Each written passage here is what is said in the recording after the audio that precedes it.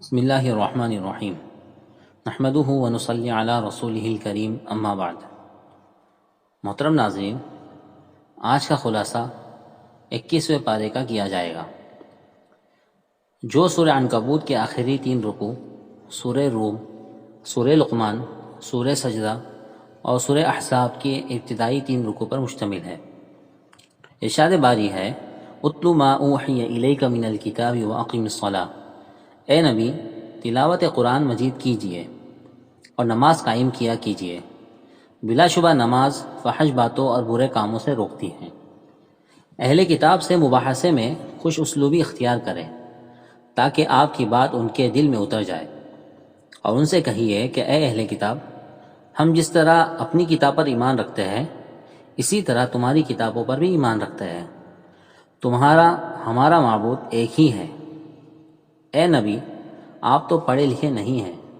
پھر یہ لوگ شک میں پڑے ہوئے ہیں کہ قرآن آپ نے خود تسلیم کر لیا ہے۔ قرآن تو وحی کے ذریعے اللہ تعالیٰ کی نازل کی ہوئی کتاب ہے۔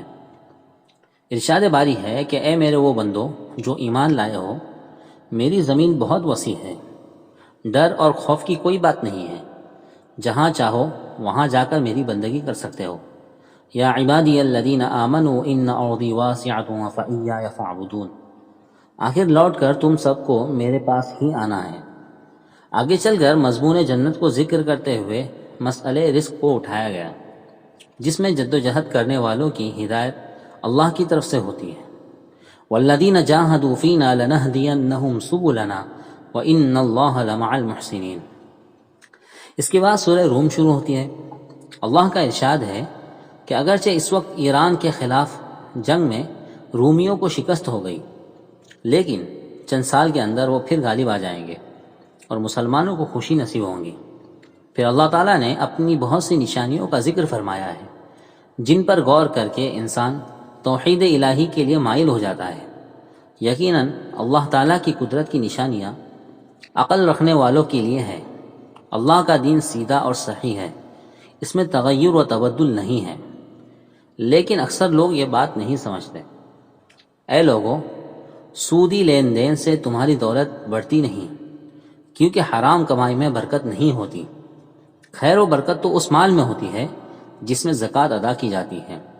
وما اوتیتم من ربا لیربوا فی اموال الناس فلا یربو عند اللہ۔ اے نبی، نہ ماننے والوں کو خواہ تم کسی طرح سمجھاؤ، وہ ماننے والے نہیں، ان کے دلوں پر جہالت کی مہریں لگا دی گئی ہے۔ کذالک یطبع اللہ علی قلوب الذین لا یعلمون۔ گویا پوری سورہ روم میں 3 مرکزی مضامین ہیں۔ نمبر 1، مقصد تخلیق موجودات۔ نمبر 2، دلائل توحید۔ نمبر 3، اسلام ایک فطرت ہے۔ اس کے بعد سورہ لقمان کا آغاز ہوتا ہے۔ ابتدا میں فرمایا گیا کہ قرآن ہدایت و رحمت ہے نیکی کرنے والوں کے لیے۔ پھر تقابلاً ان کا ذکر کیا گیا جو لہو و لعب کی باتوں کے طرفدار ہیں۔ فرمایا کہ یہ باتیں اللہ تعالیٰ کی یاد سے غافل کرنے والی ہیں۔ پھر آثار فطرت کے ذریعے پیغام توحید دیا گیا۔ پھر حضرت لقمان اور لقمان کی دانائی کا ذکر کیا گیا۔ وَلَقَدْ آتَيْنَا لُقْمَانَ الْحِكْمَةَ أَنِ اشْكُرْ لِلَّهِ، ہم نے لقمان کو دانائی عطا فرمائی تھی کہ وہ ہمارے شکر گزار بندے تھے۔ جو شخص شکر ادا کرتا ہے وہ اپنے ہی فائدے کے لیے کرتا ہے، کیونکہ اللہ تعالیٰ ناشکر گزار کی ناشکری سے بے نیاز ہے۔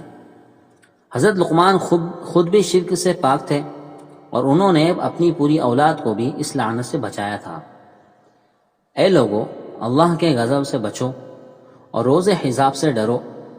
جب کوئی باپ اپنے بیٹے کی مدد نہ کر سکے گا، غرور کی چال نہ چلو، اور لوگوں سے منہ پھیر کر نفرت سے بات نہ کرو اور نرمی سے گفتگو کرو، کیونکہ آوازوں میں سب سے بری آواز گدھے کی ہوتی ہے۔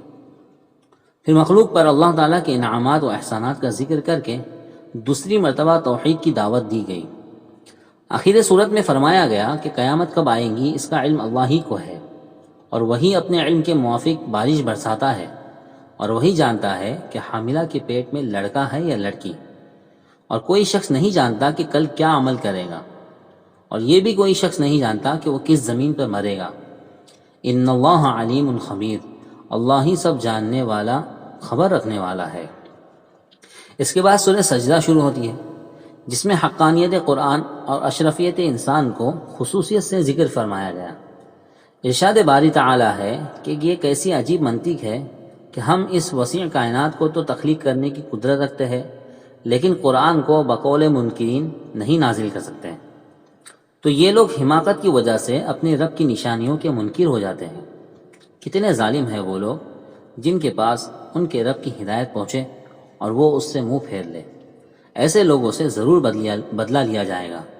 فَأَعْرِضْ عَنْهُمْ وَانتَظِرْ إِنَّهُمْ مُنتَظِرُونَ۔ اس کے بعد سورہ احزاب شروع ہوتی ہے۔ ارشاد خداوندی ہے کہ آپ کافروں اور منکروں کا کہنا نہ مانیں، آپ کے پروردگار کی طرف سے جو حکم آپ کو وحی کیا جاتا ہے اس پر چلیے۔ پھر فرمایا کہ ہم نے کسی شخص کے دل میں دو دل نہیں رکھے اور کسی کی بیوی کو ماں کا درجہ نہیں دیا، اور منہ بولے بیٹے حقیقی بیٹے کے برابر نہیں ہوتے ہیں۔ منہ بولے بیٹے اپنے اصلی باپ کی نسبت سے پہچانے جانے چاہیے۔ ادعوہم لآبائہم هو اقسط عند اللہ۔ نبی کی بیویاں امت کی مائیں ہیں، ان سے نکاح کرنا حرام ہے۔ جو شخص جہاد سے موت کے ڈر سے بھاگتا ہے اور وہ ایمان سے خالی ہے، اللہ تعالیٰ ان کے اعمال کو ضائع فرما دے گا۔ اولئک لم یؤمنوا فاحبط اللہ اعمالہم۔ آخر میں فرمایا گیا کہ اے لوگو، اللہ کا رسول تمہارے لیے بہترین نمونہ ہے، ان کی پیروی کرو۔ لقد کان لکم فی رسول اللہ اسوۃ حسنہ۔ سچا مومن اللہ تعالیٰ اور آخرت پر پورا یقین رکھتا ہے۔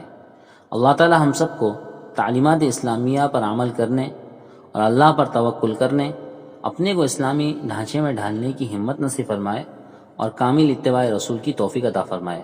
آمین۔ وآخر دعوانا ان الحمد للہ رب العالمین۔ والسلام علیکم ورحمۃ اللہ وبرکاتہ۔